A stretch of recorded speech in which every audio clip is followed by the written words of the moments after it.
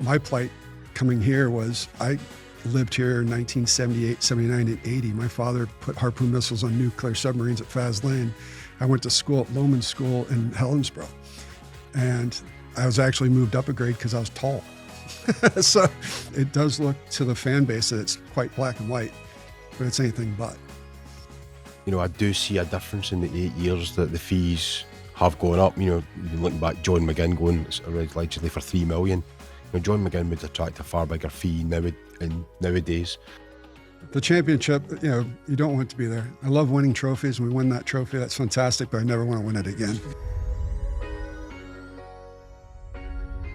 Hello and welcome to episode 4 of The Warm-Up. We've got an exciting one for you today, but before we get into the content, please make sure you subscribe so you don't miss an episode every single Friday. Follow us on our socials as well for a chance to win tickets for Celtic versus Rangers. Gordon, who have we got on today? Got a funny feeling that will be a popular competition. 2 special guests though. We're going to find out a bit more about the inner workings of football clubs and how it all comes together. We've got John Nelms, Managing Director of Dundee, and Motherwell CEO Brian Caldwell. Good to see you both. How are we? Good. Great, fantastic. I just wonder how stressed you are that you've managed to take time out of your busy schedules. Running a Scottish football club must be one of the most stressful jobs anywhere. It just never stops, really, does it? You know, this is probably the less stressful stage in the season, would you say? Because you're a few games in. Yeah. Although we've played about 7 already because of the League Cup. Yeah. 31st will be that's a great day. Yeah, you're just Window's looking forward shut. to getting the transfer window just out of the way. So Just to let you know, John, it finishes on Friday. Finishes early. Yeah, That's good. You said the 31st. Well, 31st is what I'm looking You forward could to, sign because as that's many the day players you want off. the 31st. I get to take the day off then. You know, from the outside, that's why we love it. Sam loves it. He goes to every level of Scottish football when you're involved in the administrative side. I take it never a dull day? Never. No, it's something new every day. You've got football tends to be maybe 10% of your day at the end of the day. So there's so many other things that go on. I mean, the list is so long. I don't even know where to start to bother you guys with it, but it's, you know, from staffing to pitches to this, to everything that goes along. Oh, by the way, we have a game on Saturday. We got to get prepared for that and everything that goes in between. Yeah, it's 365 days a year, 24/7. It never stops. You know, even you look at the Christmas period where, you know, normal people who are not in the football industry are winding down for Christmas and New Year, and we're thinking about transfer windows opening the following week. So you could be taking calls on Christmas Day from agents. You just have to do it. and the amount of fixtures around then as well. Christmas is a busy period for football, isn't it? Yeah. I'm sat on my phone right now just in case it vibrates because of what we've got going on at the moment. I mean, John, ultimately, why the move away from Dens? People like Sam will tell us it's got loads of character. I'm sure the boardroom was incredible when I went recently. But also, incredible. Just before we talk about moving on to the new stadium, for where the old site is, would there be some sort of legacy project in place, even a plaque or something, just to say it was? I'm sure there would be. The stadium was built when aspirin was invented. The word automobile was just, newly coined. So we're in the entertainment business, and we're trying to put on a 21st century entertainment product in technically a 19th century building. And it's very, very difficult. The upkeep, and just keeping it looking the way it was. And your video is fantastic. I loved your video. And yes, there's a lot of passion and the like. There's also a lot of rust and a lot of paint layers that are holding a lot of things together. So there's a lot of things of that nature. And it's not an efficient building. It's old. The pipes around the building, are Victorian aged. So no matter what we do to that building, it is what it is. And it's just, somebody said, what would Archibald Leach say if we were getting ready to move out of Dens Park now? He'd probably say, you guys are still there.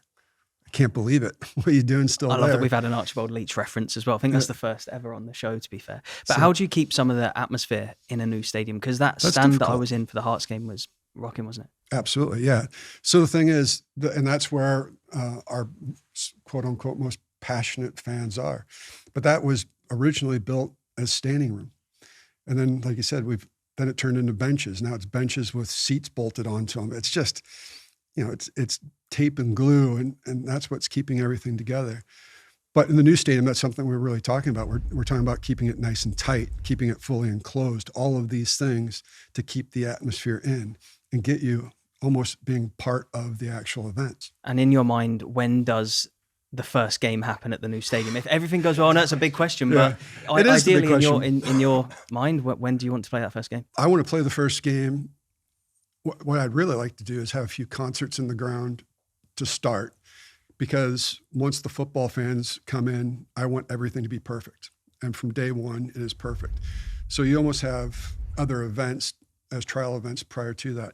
So ideally, whatever summer that it is, I would like it to be ready prior to that summer, run a couple of events, and then run into football. What we really need to know then, who's the dream act? Who's the act that's open? That's the big question. Well, Yeah. you got some good acts that came out of Dundee. Obviously, you got Snow Patrol. You've got groups like that I think we'd probably make a phone call to.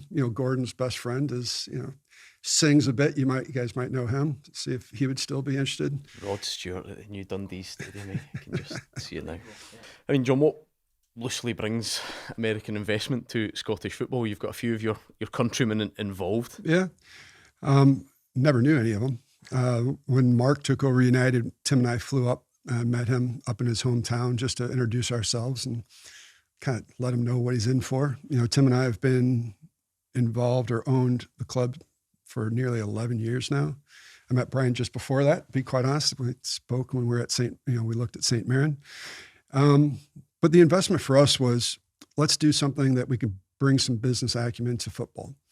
And we're very patient people. We're still here after 11 years, and we take small steps. And what we thought we could do is take a football club similar like Dundee that was struggling financially and put some business acumen to it, put some investment into it, build up the academy, build up the infrastructure as we're doing now. And then at the end of the day, you'll have something. We've made a lot of mistakes on the way. We've learned from those mistakes, and we keep going. So we think that we've built something much bigger than what we started out with. And, we're quite happy with that. We now have charities. We have everything that's involved in the local community. I believe, and I think the city would believe, that we have a much bigger and much more influential organization than when we started. And do you think that, is there people in the States that watch much Scottish football then? Obviously we were speaking before you came in about your journey, and you actually played a game for East Fife, if people didn't know that as well. So maybe true. you'd want to touch on that. But is there much of it? There you go. To learn that today. Last name trialist. Yeah, but is there much of a connection between fans in the States and Scottish football now, and also your journey too? Does that come into it? I think it's growing. I think that you see that the domestic market is here, and we talk about how Scotland has a huge domestic market, and we do what we can do with that. The international market's growing. And the United States is part of that. Friends and family watch our games all the time, and then their friends and family. And so it naturally grows a little bit. My plight coming here was, I lived here in 1978, 79, and 80. My father put harpoon missiles on nuclear submarines at Faz Lane. I went to school at Lowman School in Helensborough. And I was actually moved up a grade because I was tall. We're not used to talking. Yeah, same. So no, that's not. It was one of those things. So for me, coming back to Scottish football, when Tim and I started talking about it and really thinking about the investment and what we're going to do, and the idea was always to build these things up, build a stadium, build a really strong academy. And if you look at the reports that just came out, we feel like that's kind of the fruits of our laborers. We play young players. We started the derby with 5 under-21s, played another one, so we had 6 under-21 players in that match. And we have a manager that's willing to do that. So we have an ethos that we have strung through the organization, and at times we make mistakes and we get relegated, but we still stick to our ethos and then modify what we need to do to be successful. Brian, I'm going to surprise you again. I could see your eyebrows raised when he said they'd played for East Fife. So you were at St Mirren, you went to Shrewsbury, now you're at Motherwell. Did you know this man played on trial for Shrewsbury I as had well? trial at Shrewsbury as well. I didn't know that. You were in the wrong. You could have 1993. You could have sanctioned this guy's playing career at Shrewsbury. That would Times never have been have different. No, didn't know that. Yeah. You're Every centre half. day's a school day.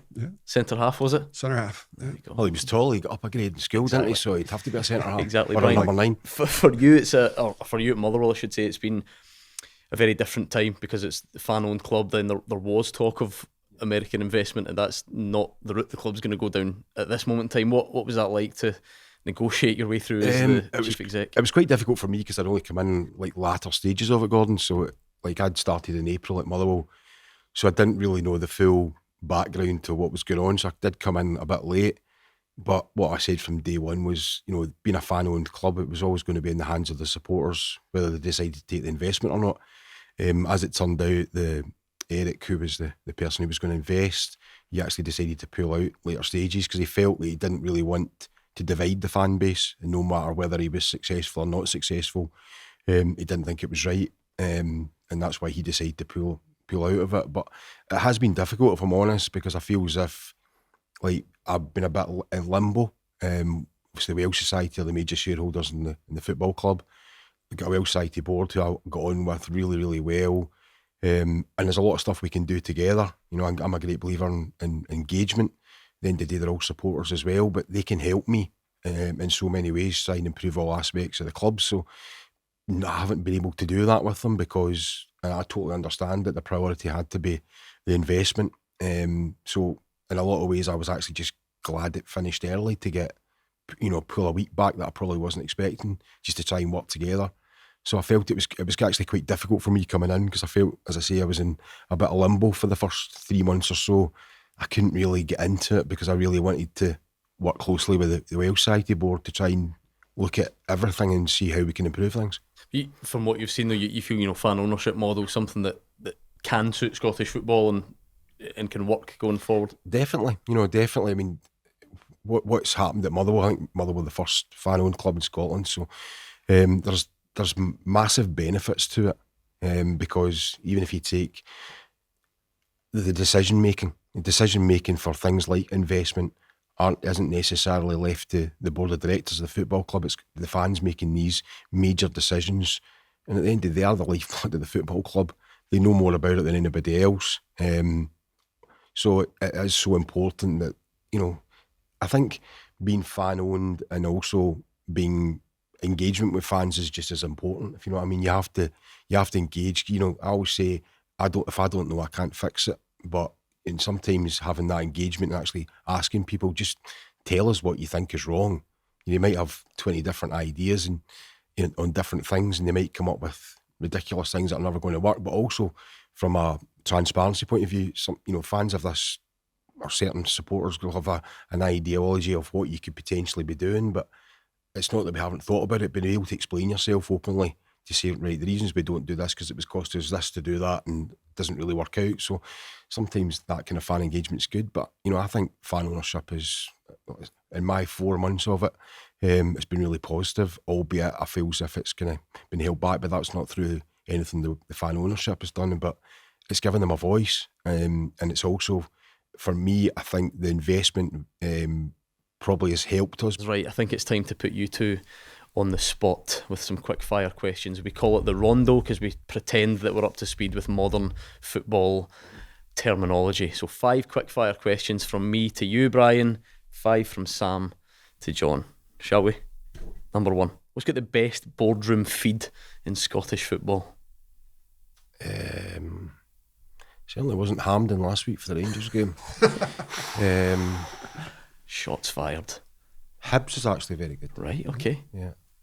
Didn't even consider you, John. You either need to up your game or he's done that on purpose. Can't he get near the table? He's got about 500 people in his boardroom. That's right. Plus there's a big picture of a stadium. Yeah.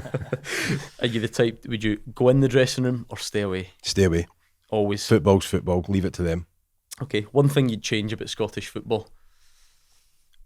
Just one. I was going to say it's supposed to be quick fire. Just one. Give me just a short, sharp answer. I can't just answer that. It's one thing. Just get away with the madness. The madness sometimes, and common sense sometimes just goes out the window a little bit. Common sense. Okay, this is maybe a nod to a certain video that appeared at Motherwell a year. Taylor Swift or Lewis Capaldi? Lewis Capaldi, obviously. Sticking Scottish roots. Okay, and who's the biggest name in your phone book apart from John? Nearly swore there. No idea. I've got about 5,000 people on my phone book. Get to rub shoulders with any big names down south? Probably. John McGinn. You must still have John I've McGinn's obviously number. John. I talked to John quite a bit. Still, Which means that's the second time He's John come up McGinn's twice. been the biggest name on the Yeah. warm-up. We'll have to do a little league table. I like People John that have McGinn, been on. but I feel like we need to move past That's that. good. Anyway, Though. He's getting a lot of shout outs. Maybe we'll get him on the show and ask you who's in his phone book I as like well. what you've done there. Right, ready? Putting ready. you onto the spot now. Soccer or football? Football. That's quick as well. There wasn't That's even answer any that, isn't it? hesitation. I just say This guy that. played East 5. He's Of bound course, to say it. yeah. Imagine the ripping you'd get at East 5 if you Absolutely. turned up and said soccer. Where are the soccer balls? Share a stadium, yes or no? Sure. Some kind of feels like an in between, yes and no. Well, That, yeah, my phone rings. yeah. Hot dog or Scotch pie? Scotch pie. Has to be again. One thing you change about Scottish football? I think it's not from last year. I think just common sense is absolutely at the heart of it, and just being the rule book is the rule book, so to speak. Okay. And final question for you: the same biggest name in the phone book? Outside of Gordon Strachan, I'd probably have to say, keeping with the football theme, Adrian Heath. Take Dundee and Motherwell. Does that remain like the sort of best way to make money ultimately, and try and qualify for Europe? And it's going to be tough to juggle that both, like Kilmarnock and maybe St Mirren are finding. Listen, there's always, strictly speaking, by the size of the clubs, Rangers, Celtic, Aberdeen, Hearts and Hibs should be top 5 on the size of the clubs. Then there's also the 6th spot, but obviously we've seen over the years that whether Hibs, Aberdeen, whoever it might be, have not necessarily reached that top 6 and trying to get into Europe. You look at St Mirren and Kilmarnock this year to get into Europe, get the extra monies that's involved in that, but you're always looking for ways. Cup runs are good for extra money, which is unbudgeted. Player sales, we talked about pathways for players at clubs of our size. We need to bring our own players through. We've all got pathways at the size of our clubs because we need to have that to be able to potentially sell players for the future. And listen, you don't want to be selling players, but at the end of the day, realistically, if you can have a player who's come through your academy, does really well, and you can move them on at the right time for everybody, and it benefits at the bottom end to bring the next lot through, and you reinvest the monies. Obviously, you're both involved in the transfer market right now, as you alluded to earlier on, and it's a stressful time. You at Motherwell, I suppose that business model, that player trading model, people always call it in Theo Blair. Someone comes in and very quickly produces on the pitch, and then the club sort of cashes in. Is that a really good recent example of what these sized clubs can do? Yeah, it's kind of an unusual one, that, if I'm honest. Didn't do very well at St Johnstone by all accounts. Came at Motherwell, had a really good season, and it's one of these ones. Do you cash it in? You've also got to be fair to the player, at his stage in his career, that if he gets an opportunity to go somewhere else and earn a lot of money, as long as it's right for all parties, then you've got to look at it. There's no point in holding a player back, but sometimes if you can get these little gems being polished up that you can then sell on a year later, and to be honest, we were fortunate position that we had 2 clubs abroad that were both interested in Theo going to them, so it became a bit of a bartering game, which is great. You were just playing them off against each other. Absolutely brilliant. For me, On it Google makes Translate. makes a lot easier, doesn't it? So we ended up getting the 2 offers at the more or less the same deal. So And similarly, John, as well, with Dundee and Luke McCowan and other players as well, is that something you have to try and balance, like keeping the best players, but also trying to have that player trading? And Absolutely. Like, Brian just said, there's the balance of, we have a lot of young players. It's the balance of that, young players versus senior players, making sure that is the right balance. If you tip too far one way, you're in trouble. But then also making sure that you're prepared as an organization, because we are going to be selling players. If somebody comes in, for Luke, it can be life-changing money for him. So we have to be aware of that. So therefore, when he goes, we'd have to make sure that we have people in place and able to take up that slack and create the next Luke McCowan. And that's our plight, isn't it? Year on year. Do you feel relaxed about Luke McCowan's situation then, John? Is it, I guess either a player like that stays and then that benefits the football team, or you get the money that you're looking for? Well, no, Luke's a credit to himself. Luke's our captain. Luke is handling all the attention really, really well. And he says, I am a Dundee player. I am the captain. I have a responsibility, and this is what I do. Whatever happens whatever happens. So he's been a credit to himself. But you're absolutely right. the money has to be compelling. It's not we're selling players to keep the lights on or do anything else. We're investing in the organization, and the fans are investing in the organization. So we have to be very careful of how and why we do it. So it has to be compelling. It can't just be, a couple $100,000 here, a couple $100,000 there. It's got to be the right time. And we're talking from kids all the way from 16 years old all the way up. What is the right time for them to go? What do their families want out of this? A multitude of questions. It does look to the fan base that it's quite black and white, but it's anything but. Yeah, I feel for the fans sometimes because you can get so attached to a player, particularly ones that have come through the academy, but obviously just operationally the club has to move them on sometimes, I suppose. Well, on the other end, we might sign somebody and everybody's unbelievably excited that we got that player and he doesn't work out.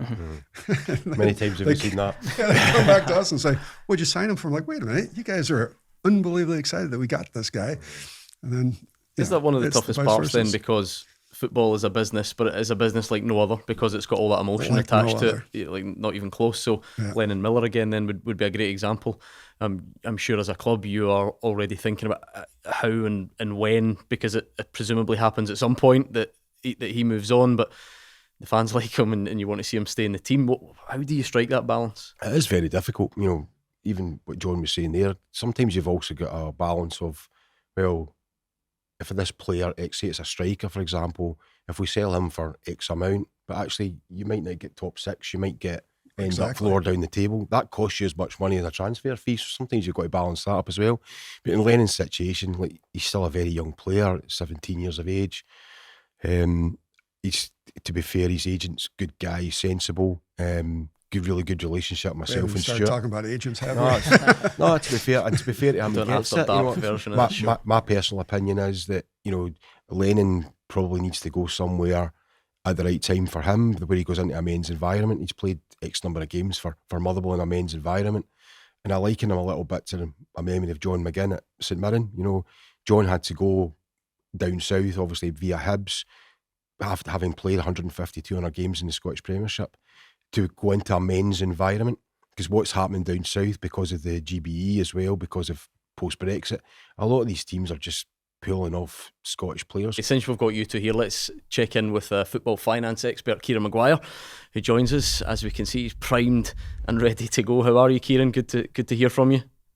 I'm all good. Fascinating conversation. Really enjoyed listening to it so far. Almost sounded like you meant that as well, which is good. It's very complimentary.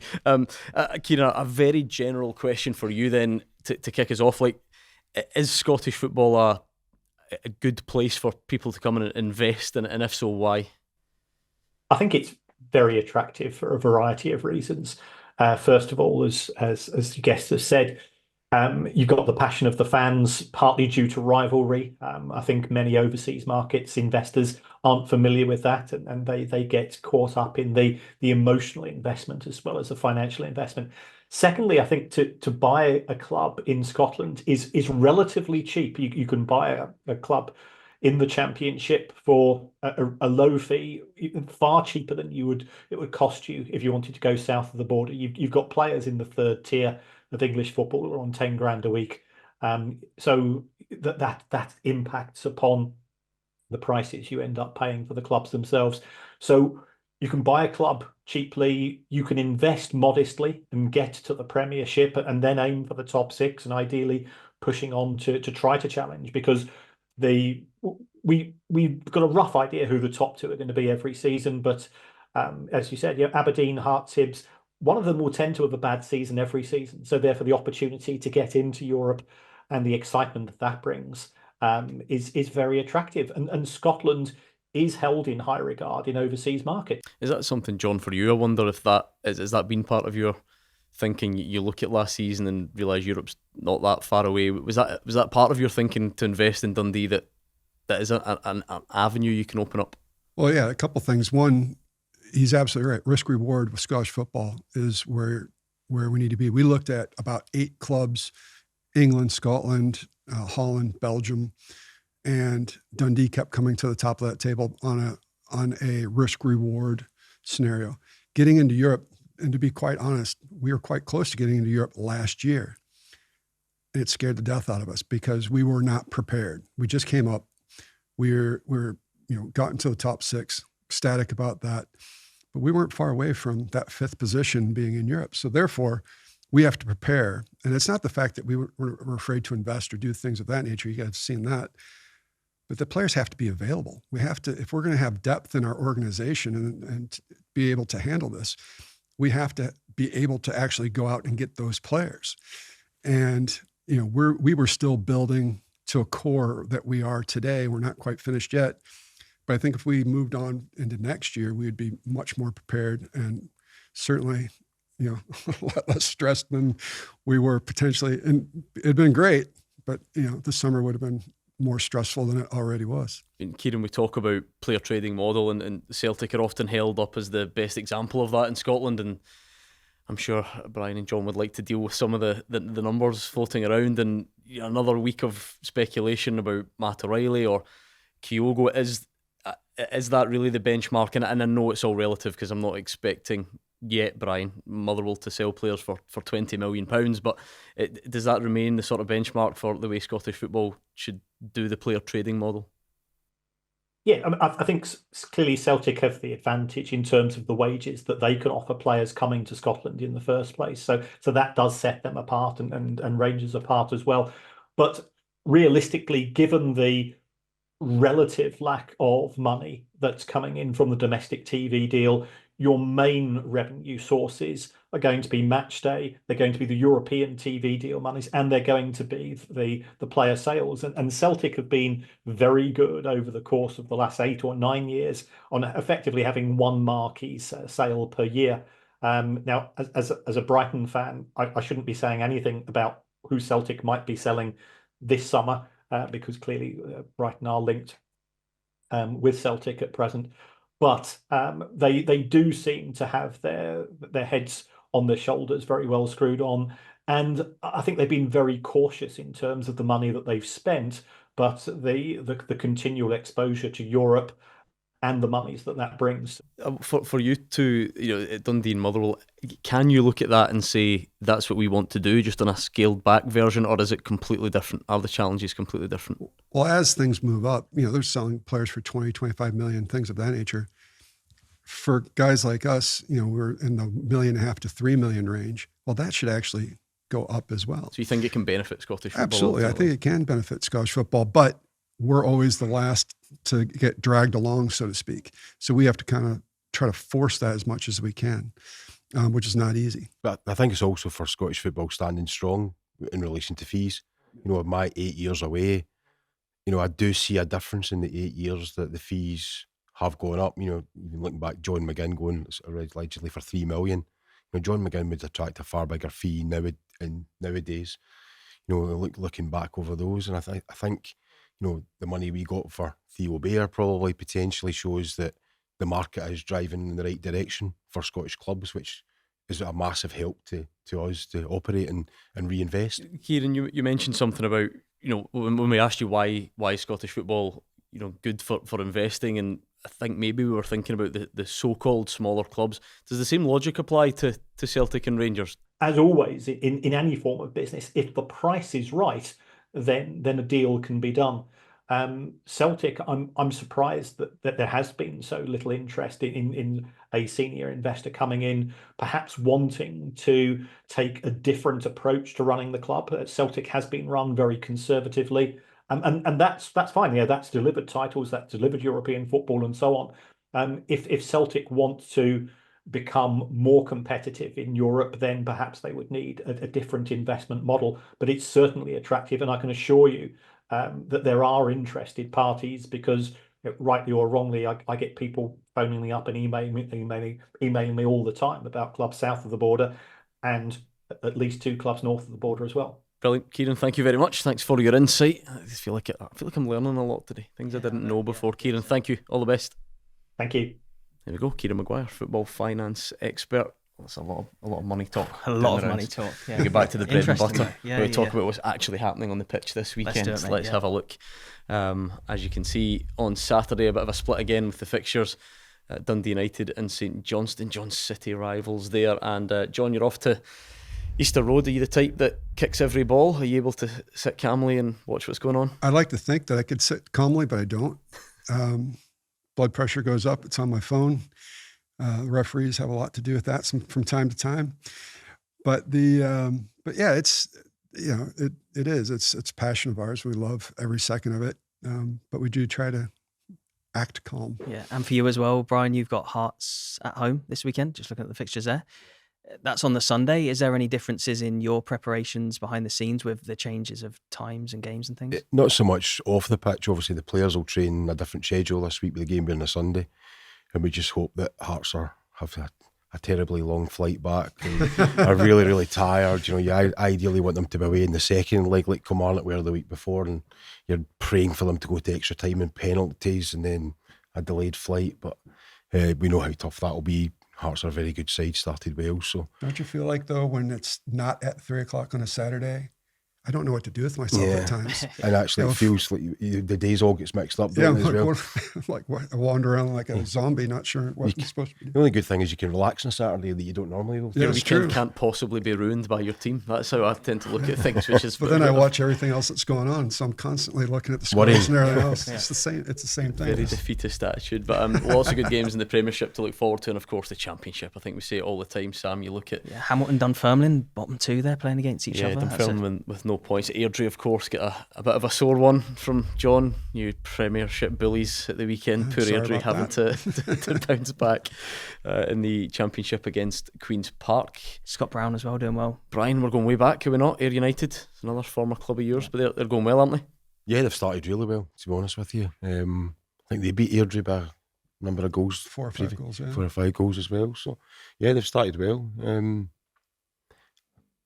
What do you want me Love to the say? Championship is madness, isn't it? It's It's always just tight. so- I mean, John, Yeah. I was going to say, so I say I love the Championship, and you're looking at me as if you didn't. The championship, you don't want to be there. I love winning trophies. We win that trophy. That's fantastic, but I never want to win it Is again. it just because it's so much like harder than it's maybe perceived to be, and then you've got that if you're the so-called bigger team, there's just constant expectation every week. That's exactly it. Yeah, there's expectation.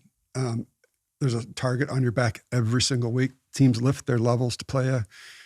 And then it is tough to get the players sometimes to lift their level and be what they're supposed to be. I mean, we got promoted. It was literally in the last 45 minutes of the season. So I remember, that was the crazy last few weeks where anybody out of 6 teams could have won it, right? absolutely. And, it's supposed to be a cagey match. It's 2-2 at halftime. You're like, what is going on? Let's calm down. If you win 2 games in a row in the Championship, you're going to jump quite far up the table. absolutely. I think last season, Morton were down the bottom and then ended up not far off the playoff places as well. So it can swing so Let's much. take a look at the lower leagues as well. League One, Sam, I always just try and pick the most like obscure fixture, and Kelty it makes me and think Vaness. that's Well, where it's the- you're going. Kelty and Vaness, there was a whole issue with They Inverness trying to almost get them they down almost there for trained training. together, Yeah. didn't they? But Kelty are top, Inverness are right down the bottom as well. So That's that right. just We is a could talking send point. you. It's We crazy. could send you there. I'm thinking I like the look of that. Montrose Queen of the South, late kickoff there. As Any well. of them, I'll Good send you to see. any of them. And League Love Two it. as well. So much fascination, really down the league, even early in the season. How can you? Did we tip them? Can we take credit for that? This time last week, yeah. the Spartans. I think You guys Spartans. picked Yeah, we Sort did. of. I mean, I think we had to because we had a feature with them in the show, but we did say we fancied them for And an Falkirk. upset. That's just the positivity. So of you the show, tipping mate. them We'll always for back 'em. this weekend then? to beat Peterhead? Peterhead Hangover. are top. They are top. Peterhead. Cup hangover. Yeah, What could do be you a think? cup hangover. Yeah, Draw. we shall see. A draw, exactly. sit on the fence, nice. Yeah. I don't know. Well, your I'm- old team, East Fife. I almost said East Fife. That's right. You still follow East Fife avidly Sterling Albion away. from that one trial. You could What go ye- to what that year are game. we- What year are we talking? That trial? 1993. Actually, it wasn't a trial East Fife. It's just the fact that gentleman was taking care of me, knew the chairman, and they needed a centre half. It's who you know in football, isn't it? And there you go. Did you win the game? We won 2-0. Clean sheet as well. You're telling me. Sheet? Yep. Yeah, there you go. Oh, you didn't get snapped up on. Old 100% record. Old Bayview. I could kick the ball out of the Old Bayview, no problem. I'm fed up with trying to predict anything that happens over the weekend because it just feeds into my fantasy football. Like we said about your teams, you can't have your weekend ruined by your team. Yeah, it's That been was- so that up and was the down for case both of us. I feel like on this season as fantasy well. football last week. So many question marks at this time of the season on who to pick So as well. my 'cause you don't know team, who's Brian, going. they might be named the Paul McWinners as a nod to my allegiance, but as you can see from the 11, I've not shown a great deal of faith in the men in claret and amber currently. So we'll see how it goes. Nicholas Kuhn started the season well. Cyril Dessers, he's scoring some goals, and I'm sticking with Gerald Taylor. Yeah, I'm okay. having a real love-hate relationship with this guy. Yeah, he's up and early on down. in the Yeah, season. up and down to start the Again, season. he was brilliant. John's team ruined him. in the second game, and it's all coming back. I was there that day as well, and he could easily have got sent off as well. I know it was a yellow card. What are you thinking for your team this week? Let's bring it up. Let's have a look. Further ahead of me. Well, the big question mark is obviously Kyogo, the news that broke about the potential Man City move as well. So yeah, I don't really know where to go with that. Shankland hasn't had a great start as well, with like a couple of Dundee lads in there starting as well. So what do I really want? I want Kyogo to move at like 10 minutes before kick-off. Pretty much, yeah. I might just bring him out. Celtic fans will thank me for saying that, but just to damage your... I might have to stick Adam Eder in there, but it's big question marks at this point of the season. But just hoping for a better week this week, I think. Well, don't forget, you can get involved. You can take us on. Follow the links down in the description box as well. Whilst you're there, whilst you're in the description box, make sure you subscribe as well. Every Friday we're uploading new shows. But yeah, here's the warm-up need to meet week these too. people. I don't know who Danish Celtic girl is, but that points total is absolutely embarrassing us too. It's almost doubling. That's nearly. Yeah. Well, it is. It's, in fact, you know what? It's pretty much. It's more than double mine. Yeah. So that's not ideal. But well done to Danish. Look at that, number 4, Luke McCowan supporters club. There you go. The Luke McCowan supporters club. Yes, that's it. It's a marathon. It's a long season, exactly. As these managers always tell us. Well, I think that does bring us to the end. We've made it through. I love that. A little bit of different insight. Not saying we were getting fed up with footballers telling us about their life, but it's good to hear what goes into running a club, owning a club. So thank you very much to Brian and John, and everybody subscribe as well. New episodes every single Friday. Thanks so much for coming in, guys. Really appreciate it. Thank you. See you next time.